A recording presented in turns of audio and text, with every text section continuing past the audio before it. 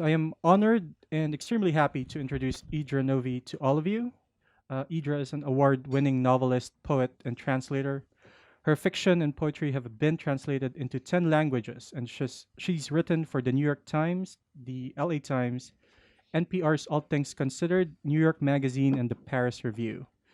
She is the recipient of awards from the National Endowment for the Arts, Poets and Writers Magazine, the Translation Fund, and the Poetry Foundation. Her previous book, Ways to Disappear, was the recipient of the 2000 Sammy Rohr Prize, the 2016 Brooklyn Eagles Prize, and a finalist for the LA Times Book Prize for First Fiction. This afternoon, she's going to talk about her new book, Those Who Knew. This new novel is set in an unnamed country, traumatized from the rule of a brutal regime, and follows Lena as she navigates the remnants of said country and as she tries to untangle the threads connecting her to the murder of a young woman and her own complicity through her silence. Kirkus Reviews calls the book dreamy and jarring and exceedingly topical, and the Washington Post writes in the review of the novel that the novel's obsession with silence, its damnation of false liberalism, and the fine line it draws between complicity and trauma feel eerily prescient. Idra will be in conversation with Paul Goldberg, author of the books The Yid and Chateau. Everyone, let us please welcome Idra Novey and Paul Goldberg. It's great to be here in Washington, and not only that, but also at an independent bookstore, which is only appropriate for your novel because a big chunk of the novel takes place at an independent bookstore, and take it from there. Well, I want to thank Paul for doing this event with me, and for the intro, and to all of you for coming, and to thank Politics and Prose. It's wonderful to. It's my first time reading here, and yes, a good part of the novel does take place in in a bookstore. And when I was starting to work on this book, it was 4 years ago. In another time for our nation. And then I wrote the last third in after the 2016 election, and I started fantasizing about a woman stepping forward and running for office and putting her name down on a ballot, who had never really, thought about it, but felt that where things were going, it seemed like a necessary act to do. And meanwhile, while I was a writer fantasizing about it, I had a writer friend who, instead of just fantasizing and putting in a book, she actually ran for office. And I was like, I am fantasizing about doing this. And there's actually a writer friend who went and did it. So I immediately was like, I'm on board. Let's make this campaign happen. So anyway, so I'm just going to read from the beginning of the book. It's in sort of short chapters. I like short chapters. I sort of feel like they seem in sync with the time we're in. I guess, there's So this is the very first opening section. And then because we're in Washington, I'm going to read the first section in the voice of the senator, because you have a lot of them here. Precisely a week after the death of Maria P. was declared an accident, a woman reached into her tote bag and found a sweater inside that didn't belong to her. Standing at the register in the supermarket, she had reached in for her wallet, which was there, as were her keys and the bundled up green bulk of her scarf. Only now there was also this worn black sweater. I don't remember walking away from my cart, she told the cashier, but I must have, and somebody stuck this in my bag by mistake. She held the sweater up over the register and saw that a white zigzag ran across the front, like the pulse line on a heart monitor. The broadness of the neckline brought to mind a sweater she'd worn in college. She'd worn it constantly until she lost it at the last protest before the election that finally brought Cato down.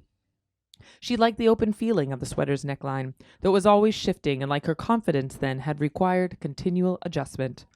You could just keep it, the cashier said. Oh, no, it isn't mine. She handed off the sweater, and while the cashier balled it up once more, she inserted her credit card to pay for the eggs and oil she'd come for and the tin of lemon shortbread she hadn't. 10 minutes later, outside her first-floor rental on a steep curve of the port city's longest road, she reached into her bag again for her keys. And, standing in front of her door, felt everything plummet inside her as if she just stepped into the empty shaft of an elevator. It was back, bunched up again inside her bag. The same worn black cotton and white pulse line, the same eerily familiar open neck. She was certain she'd hand it off to the cashier. And then, perhaps because she had once risked her life in a similar garment and still regarded that time as the pivotal aspect of who she was, she lifted the sweater over her head and pulled it on. So that's Lena, who's sort of the narrator, one of several narrators in the book. And this is my senator. It was funny to have come up with this politician who had a sort of presented himself as part of the Truth and Justice Party and is a hero and has a very polished public profile and has an extremely depraved private life. Eric Schneiderman and Fred's. Okay. A week after Bust ran over certain student activists on Trinity Hill, a prominent young senator by the name of Victor turned to the woman beside him in bed and made an offer. Through her 9th-floor windows, the view was pure blue, a few cruise ships moving along the divide between water and sky. There were no other buildings erected as flush against the ocean as this one. It jutted out farther on the rocks than any of the other high-rises on this coveted coastline north of the port. The first time he'd slept here months ago had been partially out of curiosity. He'd wanted to know what it would be like to have his way with a woman who possessed such an exceptional view. Waking each day to horizon this continuous, he thought, could change the way a man approached things, especially waking beside a woman who'd grown up among the founders of the Truth and Justice Party, who still controlled the party and nearly every district on the island since Cato. He needed to do something to put an end to any rumors that might be circulating in the Senate behind his back. But there's a girl who helps him, who is literally pushed under a bus. It's a parable. And he was sleeping with her.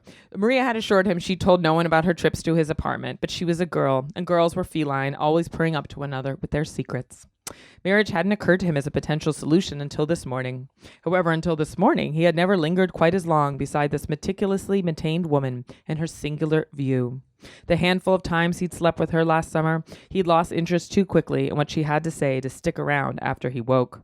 He preferred women with more ideas of their own, ideas that they were hungry for him to hear and respond to. He relished being the one to dispense the sentence or two of affirmation they were after and gauge what might happen after that. But he'd been careful not to let the door shut with a woman this connected. He continued to call every few weeks and tell her he was just too overwhelmed to come by and see her, which had been true. He hadn't seen much of anyone. Well, except for the afternoons he took off to wait in his apartment for Maria to arrive with her latest scribbled calculations for eliminating tuition. "I hope it's obvious that I'm falling in love with you," he said to the woman as he watched her draw up her smooth-toned legs and smile. "In fact," he continued, "I'm wondering what you might say if I proposed right now." "On one condition," she replied, and Victor braced himself for her inquiry, a promise that he'd had no more than passing contact with that student who'd introduced him several times at the marches, the one killed last week above the bar called the Minnow. But the woman's only condition was that he promised to always speak well of her father.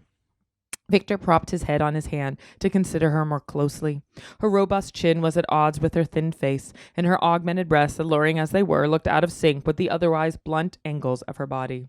She'd made a far more striking impression coming toward him at the cocktail party where they first met than she did up this close in bed. The event had been for one of the most influential senators in the TJP. Victor had been standing alone by the windows, probing his teeth with the trio of toothpicks he'd accumulated from the lobster balls, when a trim woman in a strapless dress approached him, her smile as promising yet unquantifiable as the locked contents of a jewel box. She'd introduced herself as the senator's eldest daughter, Christina, she'd added, as if it were an afterthought. Under the sheets with him now, Christina drew a little closer. "In bed with me," she said, "you can criticize my father all you want, just never in public." Victor extended his hand and made much ado of tucking a lock of her lightened hair behind her ear. "Together," he said, "I think we could really wake up this sedated island. Oh, I think we will." Christina gave a playful bite to his shoulder, after which Victor mounted her more tenderly than he'd mounted any woman in years. For it was clear now she was going to marry him regardless. He didn't have to accept her one condition, and she wasn't going to inquire about Maria P.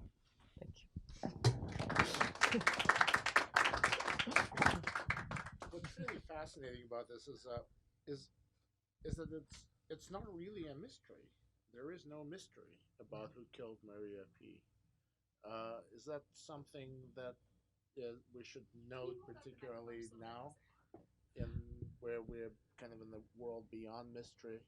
I think there's something perhaps like Paul and I were talking about this. I think maybe because I translate a lot of work from Spanish and Portuguese, as Mark has as well, and I read kind of globally. I think it's very sort of something about American fiction where we expect everyone to be redeemed.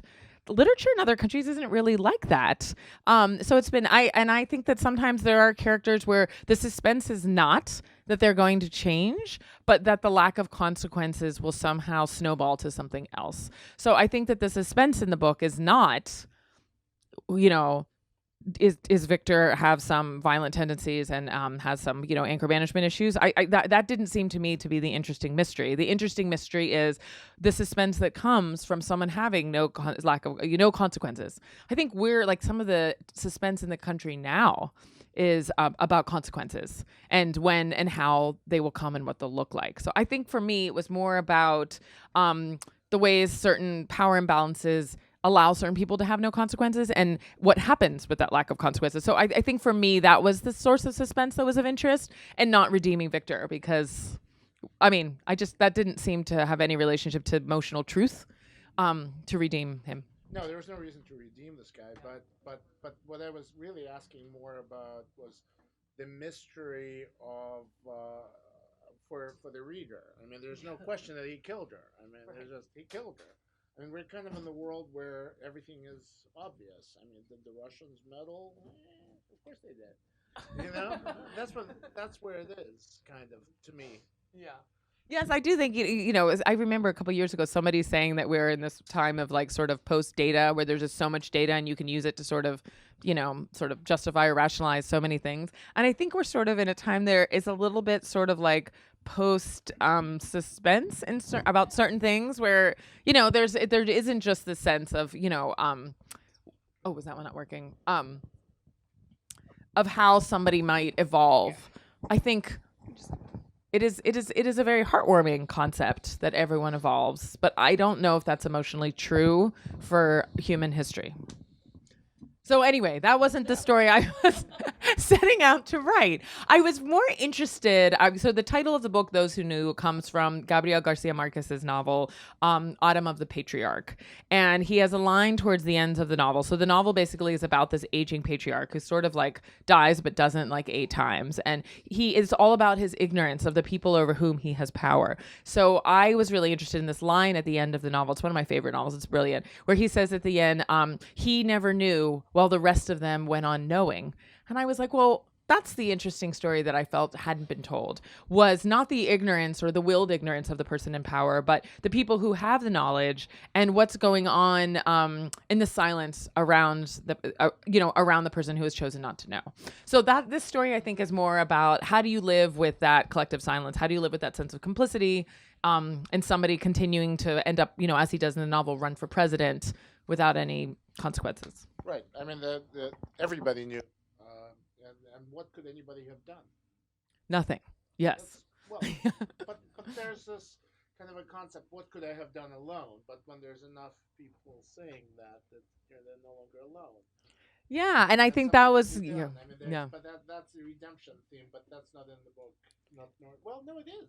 In the end, it is. It is. Yes. I think the other wonderful thing about fiction that nonfiction doesn't do, which Nani would know a lot about, is that you get to imagine kinds of justice that are rare in reality. And so I was really cathartic after the 2016 election to imagine kinds of justice happening in this novel that I wasn't seeing around me. And so it was happening on this invented island. So it wasn't like I was, writing about, justice happening on Connecticut Avenue. It was in this island nation that I had invented. And so I think, I wanted to say, well, what would collective action look like? What if these people who sort of had resigned themselves to silence felt that there wasn't any action they could take? And then slowly they do take collective action and they do something. And so that to me felt, in addition to putting their name on the ballot, they find some sort of unexpected ways to take action. And I think that, I was talking to someone for an interview right after the Brett Kavanaugh nominations. And I thought, I think when we look at how things happen, it's like the next 5 minutes. But the beautiful thing about writing fiction is that you can forecast 5 years down the road, 6 years down the road, 7 years down the road. And it's wonderful to be able to do that kind of forecasting of maybe there's a time where there's just a sense of sort of like paralyzing resignation now. But if you're in a novel, which is quite fun to write, I highly recommend, you can forecast, way down the road to imagine kinds of justice that aren't possible in the next 5 minutes. One of the things about that island is that it's coming to terms with the regime that ran it, the Cato regime. Yeah. And it's getting back to the bookstore. The best part of the bookstore, the front section is called the conspiracy section by this very goofy owner of the bookstore, right? Yeah. And that is books that had to be buried during the Cato regime. And some of these books were buried for good reason. Some of these books couldn't be really found because you found two volumes of Das Kapital. Yes. And then there was Proust. And the Kama Sutra.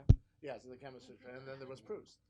Well, yeah, it's really interesting. I have a fascination with books, and at the outset of the Pinochet dictatorship, in the Trujillo dictatorship, and in Brazil, just from different countries of writers I've translated, of which books were buried. And often the people who are doing the searching and jailing of people for books that they have actually didn't know anything about the books, and that there was this sort of sense that maybe anything French might have something to do with the French Revolution, so anything in French, people would either bury it, burn it, or get rid of it, because the people who are coming to, say, you're suspected communist, we're looking at these books, had never read any of them, and so there is this, and it's like, well, the Kama Sutra is translated literature even now, I think sometimes it's just seen as suspect activity.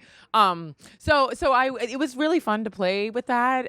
It just think about, the sort of mix of trying to predict the ignorance of people who will misattribute your literature to certain activities in your life. I mean, just all of the gaps of comprehension that happen in that. And that it became this part of the bookstore in the front that's bought by Northerners from the Northern nation who themselves can't read the books either. So, and they buy them as souvenirs, which I've seen. It's fascinating to see travelers from our country abroad buying books simply as souvenirs of buried texts. So yeah, I had that was really fun to come up with a bookstore, which is called Seek the Sublime or Die, which Politics and Prose is absolutely a fantastic name, but anyone wants to start another one? Plus, it sells more pot than books. Yes, but that's just a logistical issue. Yeah. Yes.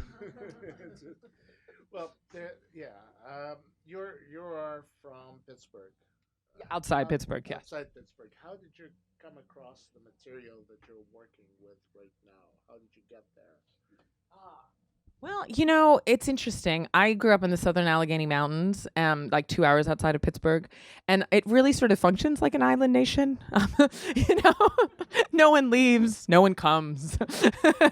There's not a lot of interaction. It's a very isolated pocket of America, and I sort of feel like there's just words and things people say that no one else understands. It really is kind of like the southern Allegheny Mountains is kind of an island of itself. So I think in some ways, though, it's like that there are pockets of many countries that do function like an island nation, and so I think that was something that I had in mind, and I also wanted to evoke the sort of power imbalance of U.S. interventions in lots of countries, and I think it often happens as island nations don't have the power of large countries, so just in terms of population and GDP and all these things, and so that our interventions abroad, Haiti, Cuba, Dominican Republic, there are a number of them that are island nations. So for many reasons, it seemed to make sense on several levels.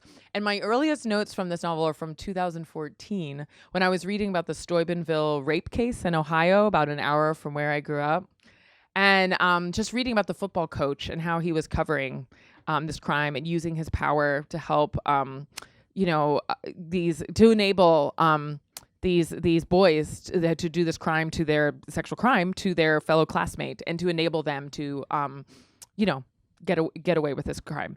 And so I was just thinking about that, of how this adult was choosing to basically use his sort of power to help these football players, basically feel that they could do anything they want to anybody's body and that there were no consequences, and how that plays out. And I was like, well, what is he doing in his mind? What is happening in the mind of that coach when he's choosing to do this? How is he justifying that? And although that wasn't the mind I wanted to inhabit, it felt as a fiction writer that sometimes you should go into the mind of the person that makes you uneasy. And then if something makes you uneasy, it's probably an important place to go as a writer. And I think I learned a lot from just thinking like, well, how do those justifications happen? What early experiences lead someone to justify that kind of complicity in a crime? So that was so Ohio and the island nation of that area, I think, impacted the book. But and yet you said it not in Ohio, not in Pennsylvania, but in a place of your own creation. Why? I thought that I would feel freer as a writer to put it in this sort of invented island. And I also thought maybe the readers would feel freer. You can bring those who knew your own knowledge to the book in a way. And also I think that when you invent a country, and I was reading a lot of books that have political imaginaries in them, and it allows you to look at patterns of power imbalances or sort of patterns of how things have played out in different countries, because it's in some way kind of timeless. And so that was really interesting to me, that when you create a country, you have to say, oh, that's a little bit like this and it's a little bit like that. And you bring your knowledge. You bring the countries that maybe your family came from, the countries that you've lived in, the countries, maybe that you've worked with in some way professionally, and how those patterns of power imbalances, you've seen them play out. And then I went up to the bookstore near me, and the woman who worked at the bookstore has family from Dominican Republic. And she says, that building where Christina lives, I know those buildings in Santo Domingo. And I was like, oh, fascinating. And then I've been co-translating some poems by an Iranian poet, Garous Abdolmalikian. And my co-translator, Ahmad, was saying to me that he's like, oh, this resonated with me with certain things that have happened in Iran since the U.S. has started to sort of like leverage their power there. And I was like, oh, yes, also. So it was just, I felt like by sort of creating this nation, everyone could sort of bring their own allusions to it. So that was part of it. Mm-hmm. I guess I'm just trying to get a sense of whether you consider yourself an American writer or no. I think. What about you, Paul? What do you consider yourself? I don't actually, and I do, and I don't know. I actually have no answer. That's why I was asking you. I don't have an answer. I don't know what I am. I am, but as an American, I am American, and I write. But my stuff is elsewhere. It's Russian, actually, mostly. Yeah, but I'm not a Russian writer. You write in English. Yeah, I can write in Russian too, but I. I mean, I don't know. Nadia, how do you think of yourself? American writer? I think that's the cool part of fiction, right? Is that, and I'm not that Good pivot. I like that. Yeah. but it's because all of our stories are in the end universal. Yeah. So no matter what you want to call it, you can label yourself whatever kind of writer. But that's why we end up in the end finding international writers that we read too, because Yeah. we can connect with those stories. Yeah, I remember a little while ago that translator Elliot Weinberger wrote this essay that I loved about post-national writers. And I was like, oh, yeah. Yes. I like that idea of post-national writing. Mark's nodding too. Yeah, I mean, I think there's something about that, especially if you have a multilingual life. So I speak only Spanish at home with my family. I've been living in Spanish, waking up in Spanish, raising my children in Spanish, for more than I was living in the island of the Southern Allegheny speaking English. So I've now been living in Spanish longer than I've been living in English. So, and in Brooklyn. So I read El País, I read El Mercurio. I don't just read American newspapers. I love reading and seeing how what's happening in the United States is being covered in other languages. It's really fascinating. And just thinking about those like dissonance in those narratives. So yeah, I like the idea of saying, maybe to be a post-national writer, that like the perspective you pursue is sort of beyond some sort of national loyalty in some way. It's interesting also that you are a translator, and it's very clear, and your English shows that you're thinking sometimes in Spanish or maybe Portuguese, right? Yes. Yes. And it's kind of the flow is there, and it's an English flow, but you're not bringing in deliberately, because everything you do, I'm sure, is deliberate. Deliberately, you're not bringing in the language. And I do the exact opposite. That's why I'm sort of curious, because I just bring in just shovels full of Russian and Yiddish. You don't. Well, not for this book, because I wanted to leave any references to the language out so that you could imagine it being anywhere. So I very carefully tried not to have any references. I mean, the first novel that takes place in Brazil is littered with lots of Portuguese words, but this, I wanted you to be able to sort of bring your own allusions to it and what language it might be in your mind. So that was the reason why I very carefully refer to the fact that the island speaks a language that isn't the North, but without actually referencing what language it would be. So it's been fun to see the reviews so far. People sort of trying to guess and then realize that in some ways I think it's like an amalgam. You know, and Margaret Atwood has an amazing essay when The Handmaid's Tale was adapted for its screen life, where she talks about how she drew for Gilead, the town of Gilead. She was drawing on a number of countries and incidents that happened behind the Iron Curtain. And so she says that it was sort of like, you know, like a composite. And she says that everything happened in there had happened somewhere, but just hadn't all happened in the same place. And I think that is absolutely true for this book. Like everything in here, maybe except for Victor, but you know, everything else is drawn to some degree on things that have happened, and then I sort of pull them all. Victor actually does happen in every country that has ever grappled with its totalitarian past. I mean, a demagogic person, a leader whom we all applaud at first, turns out to be a shit. Yeah. I think there's like a problem, you know, this dissonance where you sort of we're desperate for heroes, but then people fall short, but it's very hard to keep them in your head and say, well, some of the things you're doing have led to, you know, collective good. And then the other hand, there's this horrible thing. Like, what do you do with that dissonance? So I think part of it that you can do with a novel is look at the nuances of that dissonance and how it plays out in people's lives and their relationships and what they're willing to hear and what they don't want to hear. Which is why I felt necessary to include snippets of the media, because that's like the narrative you hear, and then on the next page is a narrative you don't hear. So I was, you know, happy to play with that. Should we take some questions? Yeah, let's talk about plays though first. I might call it the first question.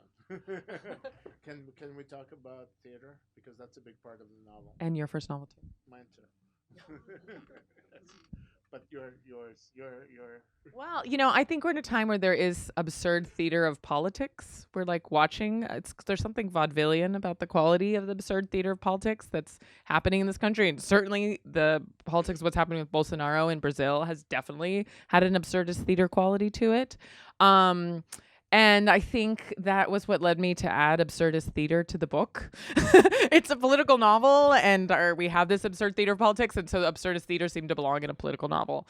And I acted them out at the Brooklyn launch. I invited several writer friends, and I put on a mustache and this little coat, which I've now decided to wear. It's my senatorial jacket. And yeah, so we acted it out. It was really fun. It was cathartic. It's cathartic to sort of take the absurdity you see manifest around you and kind of try it on yourself. There's something cathartic about that. Kind of felt like bread and puppet theater could have done it in Vermont very, very well, and it was fun to read. I even made the cardboard candy bar. Yeah. It was fun. So Idra, you referred to this novel as a parable. What is the moral or spiritual lesson we're supposed to get out of it? Because it appears that you put more pressure on the people who have the information and do nothing about it than you do on the villain or the antagonist here. That's a really interesting question.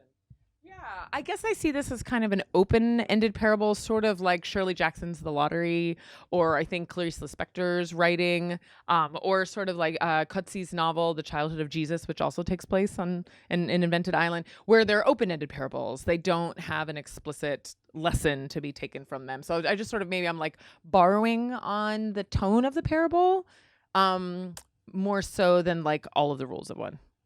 Does that... You talk about justice here, but I'm not sure there's really justice. I know. I wish there were more justice. I mean, I long for it every day. I know.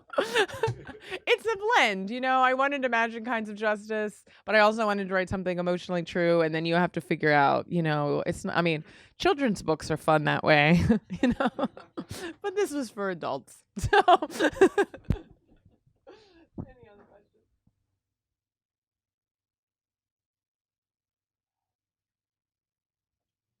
Well, I'll ask. Thanks. So how do you, this question I think is this, you know, people when reading, there's that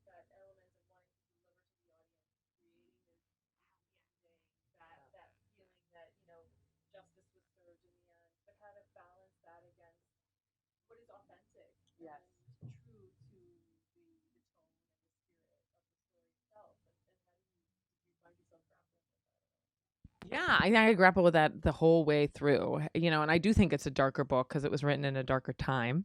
And I think that, even if you're writing a book that isn't, you're just marinating in the time you're in, so it finds its way in. So yeah, but on the other hand, I do love that fiction, you can imagine kinds of justice. And I feel in some ways, I don't want to give away the ending, but certain things that, people sort of stir out of their inaction. And I think what was the most cathartic in this was to just write about people's ability to continue to have joy and intimacy, and how important camaraderie is to not becoming completely cynical and just, scrolling on your phone every day and just shaking your head.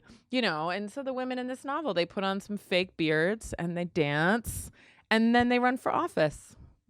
And I think that's a possibility.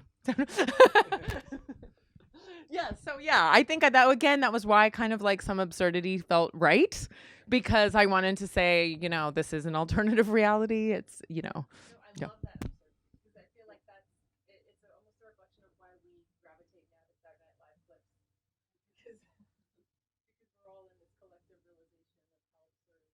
But I think that camaraderie is so essential, like if you aren't able to sort of laugh, I mean, that's your fuel to keep resisting and doing things. I think if you become humorless, you just become a lump. I think you need to be able to like have people that you can laugh with and dance with and allow yourself joy. So then the next day you can go out with your sign and march some more. I don't think you can do that if you don't have to necessarily put on a fake beard. I mean, I recommend it, but I mean, it's optional. Any other questions? Yeah. Excuse my ignorance about your background. I just walked in the door. Yeah. You're sitting next to someone who writes fiction now, but also has been a journalist and has written nonfiction. I don't know if you write nonfiction. I don't know if you've made a choice. And I'd love for you to talk a little bit about whether you've been tempted to do nonfiction, given your reaction and your way of Yeah. approaching our situation has been through the novel. Why did you do that, and do you see, and would you like to try the other, or is this the perfect way for you? That's a good question. Thank you. I haven't gotten that one. Yeah, I think my way of metabolizing my experiences is through fiction, is through sort of creating literature. I think it's all there, but I think I'm not like a knee-jerk reaction every time everything happens. I need to just go on Twitter and tell everybody about it. I think it's for me. I need to kind of sit with it, digest it, and I just think everyone has to find their way of coping and expressing them, and that's just. I think that's I need to kind of stay with things and metabolize them into something else. I mean, maybe that won't always be true. I did write an essay recently, but it was nonfiction. It was more like literary criticism, where I was looking at works by American women writers. I wrote it for the Paris Review, where they sort of talk about sexual assaults that is never mentioned to anyone. And there's like the silence is kind of like just this roaring silence, this very loud silence through the book. And I had spoken to somebody about it who said that the writers themselves glossed over the assault. I thought that was so interesting because I felt like the assault was the subtext. It was like this completely contaminated river. Just like toxic thing that was running through the whole book. It wasn't glossed over. It was there. It was just the silence was louder than the discussion. And I was like, oh, we don't really teach in literature classes. So this is my problem since I teach fiction. It would be to how to read for that silence, how to read for, just think about like The Color Purple. Like when I think back when I read The Color Purple, we don't really talk about why the letters in The Color Purple are to God. Why, the narrator's pushed into silence by her father and she has to write to someone who can't answer. Why the only place she discusses, the violence that is done to her by her own father, she is writing to someone who can't reply. Like that kind of silence. But I was like, well, wouldn't that be really helpful for our country to sort of go back to these works of literature that we're reading and teaching and talk about reading for silence? So that's why I wrote it. It was, I think it was a way to revisit my own teaching. So that's more like literary criticism, I guess, than straight on nonfiction. Someday, maybe. Facts? I don't know. London. That was the answer. I love the title of the book, and it's really interesting to hear you talk about those who know, those who don't know, those who speak, those who don't, Yeah. the silence, and the ones who are moved to action and the ones that aren't.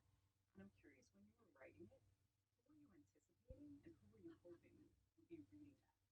The ones who know, the ones who don't know. Yeah.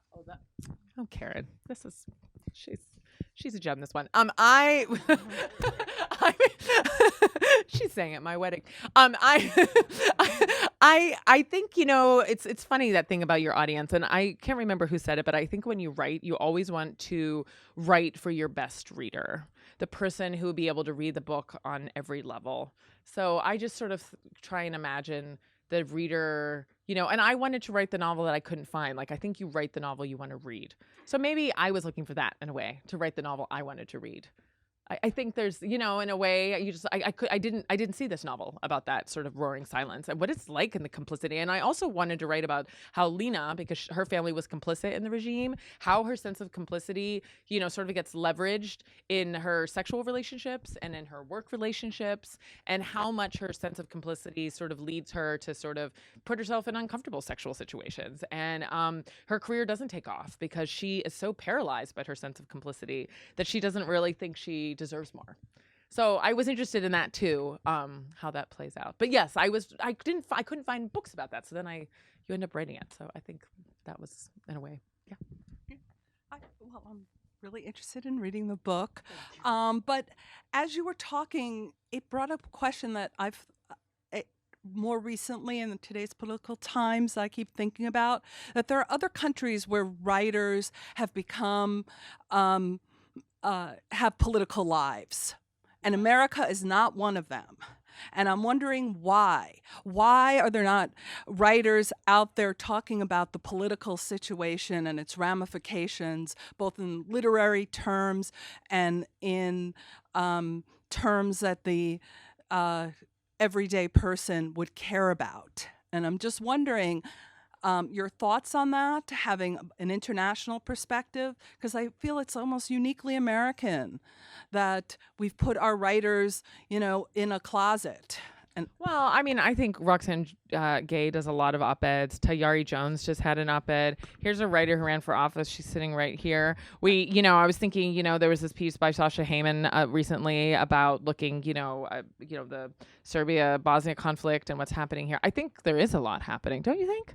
I think there. Yeah. Well, I used to say this, and then I stopped saying this actually about 2 years ago, exactly 2 years ago, that this is going to make American writers more relevant, and novelists. Journalists are having a wonderful time. Satirists are having a great time. I mean, this is a golden age of Saturday Night Live.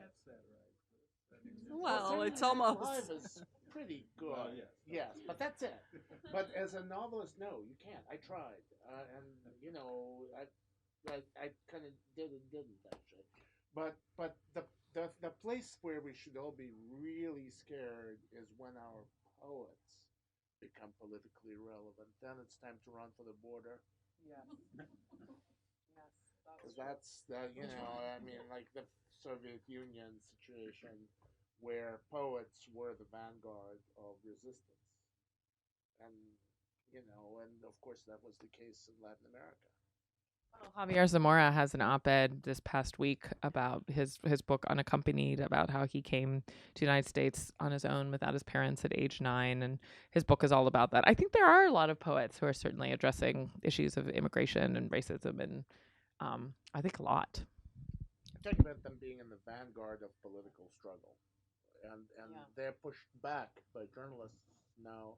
Thank God for journalists. I'm not complaining, but but as far as like a writer being Solzhenitsyn, whom I don't love, nonetheless was the vanguard of resistance. Mendelstam was the vanguard posthumously of resistance. That's where I'm going. Yeah. I should say. Joseph Brodsky, of course.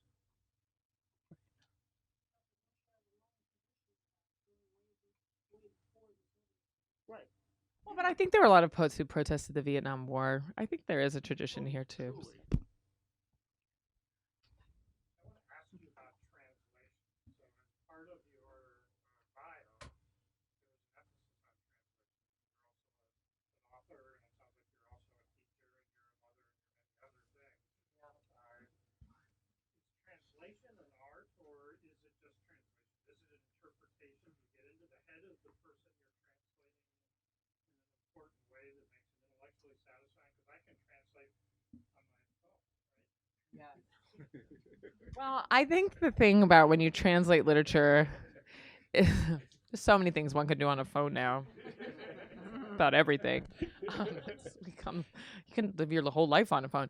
Literature has subtext, and so I think that I'm always interested in the unsaid. I mean, I think this novel is about the unsaid. It's what goes unsaid, those who know what's unsaid, and all of that. And so I think that was what was interesting to me about translation, is that I wasn't translating a microwave manual. I was translating works of literature. So translating Clarice Lispector, like every line is like an aphorism, and it has so many layers of meaning. And so I was like, how do I find the words in English that I don't lose all those layers of meaning and all those illusions? And so I think it's all the multiplicity that is so interesting about translation. So do you try and meet the people you're translating, or just meet them? Yeah, I talk to Clarice in my head a lot. I think when you translate somebody, I mean, Mark would know this, when you translate somebody who's dead, you can't call them and send an email and say, can I run this choice by you? And I feel much more haunted. I think there's a reason why this novel is about somebody who's haunted, because I was very much haunted. I mean, when you translate someone and you can't get their okay, I was like, I hope Clarice, you like this one, like with every word. And I almost like concocted a version of her in my head of, how she would agree or disagree. But I've translated writers who are alive, and I could send them an email and be like, this is why I'm choosing this. What do you think of this solution? And then you feel more at peace with it. But then they don't agree, and you're right, and that's hard. Of this we know. Should we take one last question? Well, thank you. Oh, yeah. Well, just getting back to your last point, though, and may answer the lady's question about, we don't have the Philip Roths and we don't have the Steinbecks, because a lot of times people are looking for their novels, as you said, in a place where they dance for joy and get escape. Yeah. And maybe this is the counter reaction that the larger literary voices don't want to engage. I think there's a lot of grandstanding online. Wowzos. A lot of people have a lot of soapbox action going on social media, and I think some of that is really helpful, and it can amplify narratives and ways of looking at the news that are really helpful. But sometimes I worry that is not the only thing that makes a person an activist. You have to actually run for office. You have to actually do things like I've gotten involved with the National Domestic Workers Alliance, because they're doing a lot of stuff for separated children and reuniting them. And so I've been trying to do that, because I don't want to just put opinions out there. I mean, yes, writers work with words, but I do think there's an important thing where you have to actually leave your house and go and do things. Thank you all so much for coming.